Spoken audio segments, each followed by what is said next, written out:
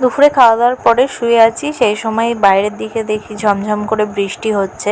তো আমার উল্টো দিকে বাড়ি আছে, তবুও আমি বৃষ্টির ফিল জানলা দিয়ে নিতে খুব ভালোবাসি।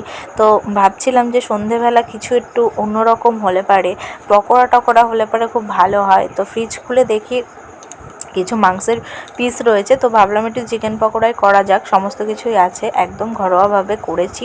তো হ্যালো বন্ধুরা, কেমন আছো তোমরা সবাই? আশা করবো সবাই খুব ভালো আছো, আমিও খুব ভালো আছি। সবাইকে জানাই নতুন একটা ভিডিওতে আবারও স্বাগত।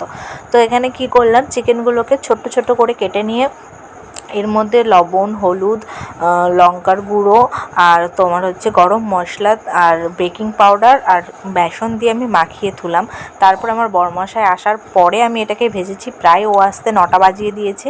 তো ভাতও করে নিয়েছি, তার মধ্যে ভেজে গরম গরম চায়ের সাথে পকোড়া আমরা খেয়ে নিলাম। সত্যি যতটা আশা করেছিলাম তার থেকে ভালো হয়েছে। তো ও বললো খুব ভালো হয়েছে, আমিও খেয়ে নিলাম। তো আজকে ভিডিওটা এই অবধি, ভালো লাগলে যা যা করার করে দিও। সবাই ভালো থেকো, সুস্থ থেকো, দেখা হচ্ছে নতুন একটা ভিডিও।